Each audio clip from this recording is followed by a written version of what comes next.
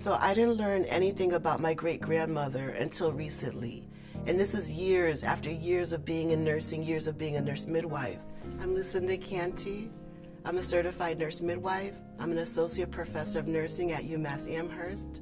So my mom, she told me how my great-grandmother was born into slavery. That for me was like a kind of a slap in the face, because I know that that's in my bloodline, but I didn't know how close it felt. And she said it like it was nothing. I started thinking about what this meant for me and also how it did relate to my work. What I am doing now to address Black maternal health relates back to slavery and how Black women never had control over their bodies in this country. How did she feel giving birth to a pregnancy that she didn't even consent to? You know, how did she care for herself during, or who cared for her? And how did she care for herself in the aftermath? What's most important to me is that we have control over what happens to our bodies, and that we need a healthcare system that supports that. Because if we do, then we will have a better experience of healthcare. We focus so much on, oh, she did survive. You know, the baby is okay, but we don't look at the experience that got them there. And that's the part that I want to bring to light.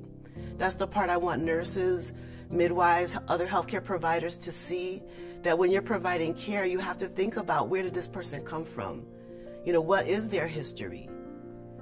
Because it's a painful history, but it's also a history that gave me strength. Because I think about my grandmother and my great-grandmother, and I always wondered where they got their strength from. Because if they didn't survive, I wouldn't be here, and I wouldn't be doing the things that I'm doing. So I'm grateful for that. And the work that I do, I always stand on that, not only for those in my family, but I think about those Black women who didn't have control, and how there were so many assumptions made about them, made about how they handle pain, how pregnancy is easy for them, how they're violated, but, you know, they want it to be violated. But the thing is that even though it happened during that time, it still is alive and well today, because we're still saying the same things. We're saying it in a different way.